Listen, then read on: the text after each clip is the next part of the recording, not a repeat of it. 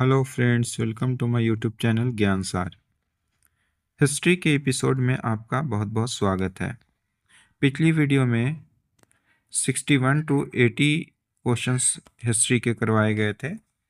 इस एपिसोड में आपको 81 टू 100 क्वेश्चंस करवाने जा रहा हूँ, जो कम्पिटिटिव एग्जामिनेशंस के लिए बहुत ही इम्पोर्टेंट क्वेश्चंस होने वाले हैं और ये यूपी टेट के लिए भी इम्पोर्टेंट है। तो चलिए बिना देर किए हुए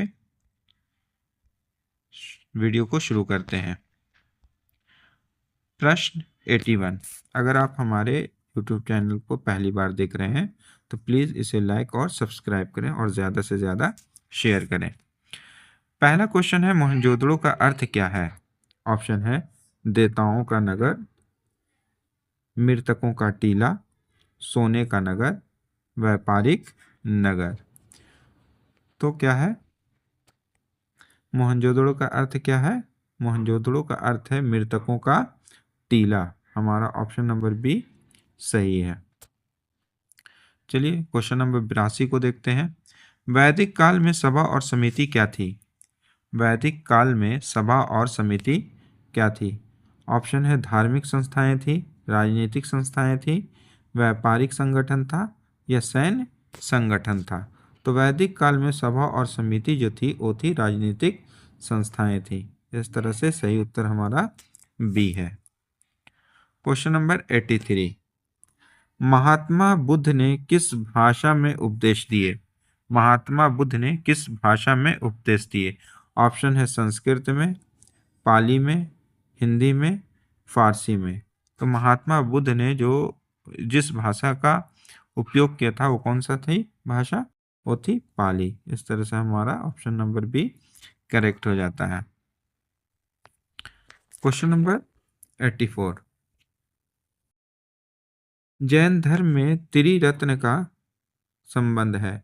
जैन धर्म में त्रिरत्न का संबंध किससे है? पूजा से है, मोक्ष प्राप्ति से है, युद्ध से है या व्यापार से है? तो त्रिरत्न का संबंध जो है वो किससे होगा? बी, यानी कि मोक्ष प्राप्ति से है। सही उत्तर हमारा बी है। Question number 85। मौर्य साम्राज्य का अंतिम शासक कौन था? मौर्य साम्राज्य का अंतिम शासक कौन था? ऑप्शन है बिंदुसार, अशोक, वृहदर्थ, दशरथ, है ना। तो मौर्य साम्राज्य का अंतिम शासक कौन था? वृहदर्थ था। ऑप्शन नंबर सी हमारा करेक्ट है, सही है। Question number 86। प्रयाग प्रशस्ति किससे संबंधित है? प्रयाग प्रशस्ति किससे संबंधित है? ऑप्शन है अशोक से, समुद्रगुप्त से, चंद्रगुप्त मौर्य से या हर्षवर्धन से। तो 86 का करेक्ट आंसर क्या होगा? समुद्रगुप्त से। प्रयाग प्रशस्ति किससे संबंधित है? समुद्रगुप्त से। ऑप्शन नंबर हमारा बी बिल्कुल सही है। चलिए क्वेश्चन नंबर 87 को देखते हैं। 87 है, चरक संहिता किससे संबंधित है?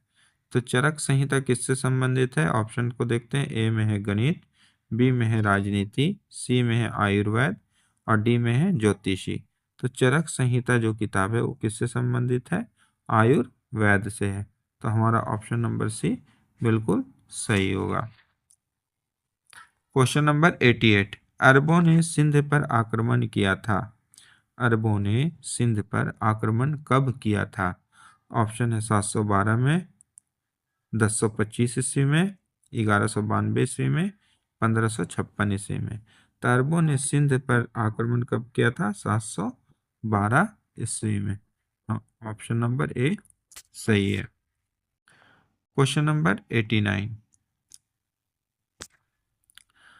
तराइन का प्रथम युद्ध किसके बीच हुआ था?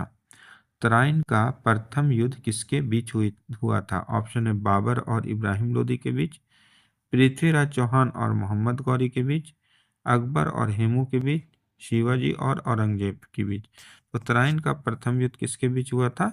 पृथ्वीराज चौहान और मोहम्मद गौरी के बीच। हमारा ऑप्शन नंबर बी बिल्कुल सही है। क्वेश्चन नंबर 90,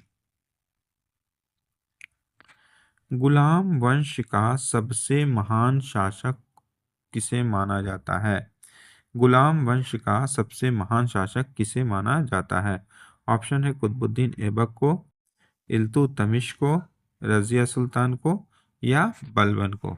तो गुलाम वंश का सबसे महान शासक जो है इल्तुतमिश को माना जाता है। ऑप्शन नंबर बी, है ना, ऑप्शन नंबर बी हमारा सही है।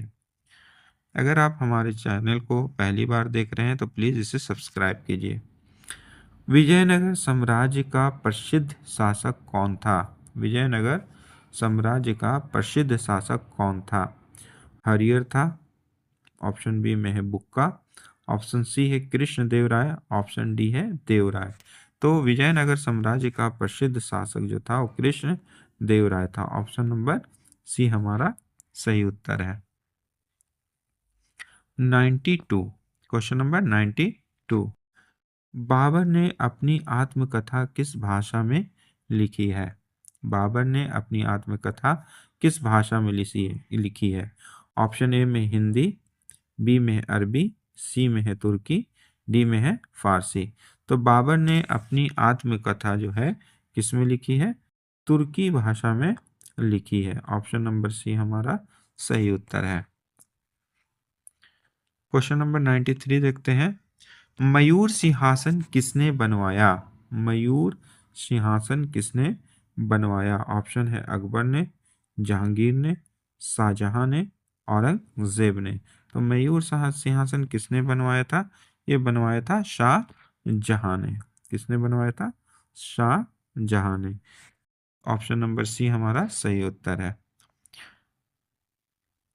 क्वेश्चन नंबर 94, भारत में अंग्रेजों की प्रथम फैक्ट्री कहाँ स्थापित हुई थी?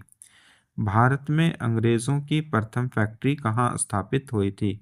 ऑप्शन ए में है मद्रास, बी में है कलकत्ता, सी में है सूरत, और डी में है मुंबई। तो भारत में अंग्रेजों की प्रथम फैक्ट्री कहाँ स्थापित हुई थी? इसका राइट आंसर होगा सी, है ना, सी, सूरत में। क्वेश्चन नंबर 95, लैप्स नीति, लैप्स नीति किस गवर्नर जनरल ने लागू की थी? ऑप्शन ए में है लॉर्ड कर्जन, बी में है लॉर्ड डलहौजी, सी में है लॉर्ड रिपन, और डी में है लॉर्ड वेलेस्ली। तो लैप्स नीति यानी कि हड़प नीति किसने लागू की थी? तो ये लागू की थी आपको लॉर्ड डलहौजी ने। हमारा बी क्वेश्चन नंबर सही है। क्वेश्चन नंबर 95, भारतीय राष्ट्रीय कांग्रेस के संस्थापक कौन थे?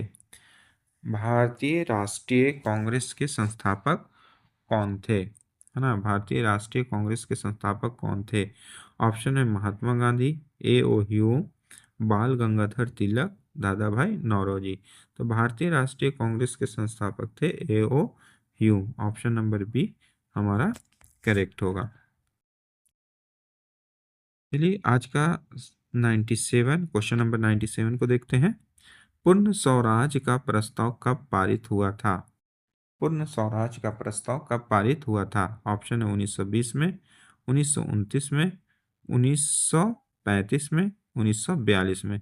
तो पूर्ण स्वराज का प्रस्ताव 1929 में पारित हुआ था। ऑप्शन नंबर बी हमारा करेक्ट है।